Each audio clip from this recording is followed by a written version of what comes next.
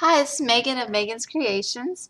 Today I thought I would talk you through some of the things that I keep in mind as I make word art clusters. This week I was making word art clusters for A Wizard's World. It's a collab that Drag Designs and Wimpy Chompers Creations and myself did. We actually had it for my scrapbook art last month. But if you missed that awesome deal, then we've got it in Scrap Matters store this weekend.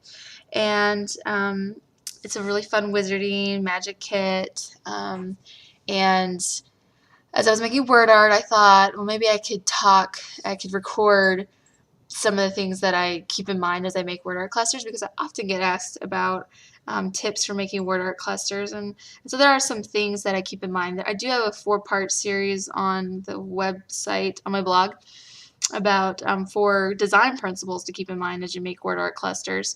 And I'll probably convert those to video tutorials soon. But these are some other things I keep in mind, that some additional tips that I would share with you. So here's one, and this is, do you believe in magic? I really love that phrase. And for me, if you know about my word art clusters, anything that's more than 2 or 3 words is what I would call a long title. For my word art clusters, I usually try to keep it to just 2 or 3 words, and that we can draw a lot of focus to it and do a lot of clustering around it. But I really loved this phrase. I thought it was perfect for the kit, so I wanted to use it. But it is one of those longer ones. And for my advice for you is, when you have a longer title, is that you find 1 or 2 words that you're going to focus on. With do you believe in magic, I decided believe and magic were my main important words in that phrase. I don't want to give you an English lesson, but you know, like the nouns are the important ones, and believe is a verb. You know, those are the very important words in that phrase. So I used the fun little alpha to enhance those words to make them stand out.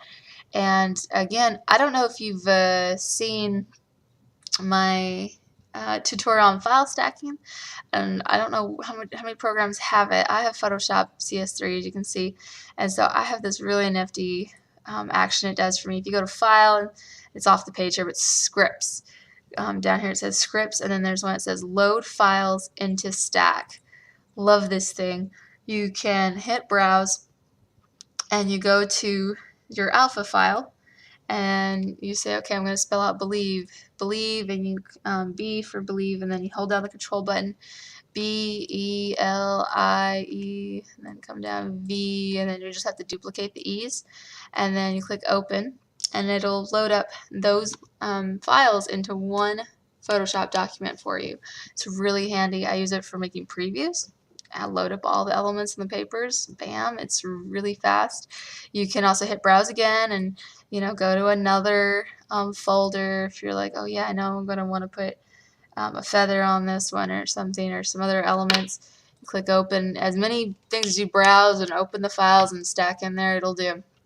And then you click OK, and it does this little magic, opening up all those files and putting them into one document for you. So that then I can just go select all layers, and I drag them over to my word art, and there I've got all the letters like that. So a lot faster than opening each file and dragging them into your document. If you have that tool, that's great. So I did that, and then also another tip, when you have long words, to scrunch the letters together. Don't line them up so that they're, you know, evenly spaced. I've got the E going a little behind the B, the L going a little behind the E, you know, and also keep the order the same. So even when I had to duplicate the E's a couple times, I moved them so that they would still be behind the letter that was in front of them to keep that order. Then I had to decide what I was going to do with those other words that I didn't find were as important, and I decided to put them on word strips. And I duplicated the same shape for the word strip, kind of keeping that consistency. You'll notice, though, that I still have contrast between believe, magic, and then the do, you, and in. I didn't try to, if I had this Harry Potter type font, I still wouldn't use that on the little ones. First of all, it's so decorative, it would be hard to keep it on the little rectangular strips. And also, you just need that contrast. So you see I've got contrast in the font. It's still a handwritten type font, and it's not as decorative as the believe, though.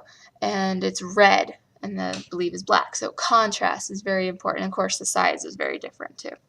And then for this one, usually I cluster a lot more on my word art, but I just thought the dragon was so cute, and I thought Lena did a great job with him, and putting him in between the layers really just did it for me. I thought it was great. It also went with the shape I was going for, this diagonal shape from left to right. The dragon just held up that shape perfectly. So that was my thought process with that one. I love ampersands. Who doesn't love ampersands? It's like a fetish we have going on right now. And so when I use an ampersand with my word art, I usually make it huge, and I also make it a neutral color. That's another design principle, that if something's really big, it doesn't need to be bold. It's big. It's got that going for it already. So go ahead and make the smaller things bold. That way they get equal attention.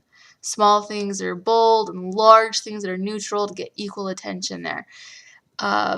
I also wanted to make sure that even though I was outlining my ampersand, I did it in a different color outline with the swish and flick, again, just to have that contrast. And then you'll notice, I've got this diagonal shape, so anytime I'm adding clusters, I'm still trying to keep that shape there. And you want to cluster things above and below, but keeping in mind that like I'm not going to put a big rolled flower underneath a word, underneath a letter, because it's more 3D and it should be on top of things. So I try to keep that in mind too when I make word art. And so there's a different way I use the ampersand. Again, I usually make that ampersand huge, but again, I don't feel like it's standing out as much.